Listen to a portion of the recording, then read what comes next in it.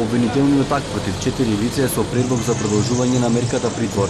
Се до правосилноста на пресудата. Едното лице се товари за кривично дело убиство, а останатите 3 лица за кривично дело убиство во обид. Според обвинителниот акт, сите четворица се товарат и за неовластено изработување, држење, поседување и тргување со оружје или распрскувачки материи. Едниот од обвинетите се уште во бегство.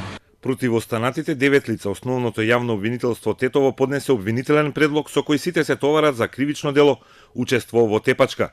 За осумина обвинети, надлежен јавен обвинител до Основниот суд Тетово достави предлог за определување мерки на предпазливост, додека за едно лице предложи определување мерка притвор до правосилност на пресудата, бидејќи станува збор за државјанин на Република Албанија. И јавниот обвинител утврдил дека обвинетите учесници во инцидентот припаѓале на две спротивставени групи и заради нетрпеливоста која постоела меѓу нив и по претходен договор, со возило дошле на местото каде се случила вооружената престрелка и тепачка.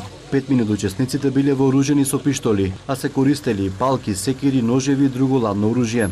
Инаку инцидентот се случи на околу 300 метри од седиште на Дуи, пред да се случи крвавата пресметка меѓу двете така наречени кумановски крила на Дуи, едната при врзаници на Назми Бекири, а другата на Фарис Дервиши. Предходела расправија на состанок во седиштето на Дуи во Мала Речица. Групите постигнале договор за одредена тема за која биле дојдени во Дуи, но на излегување пак се скарале, при што надвор започнала тепачка која преминала во вооружена престрелка, а во која убиен Наим Реджепи од групата на Дервиши.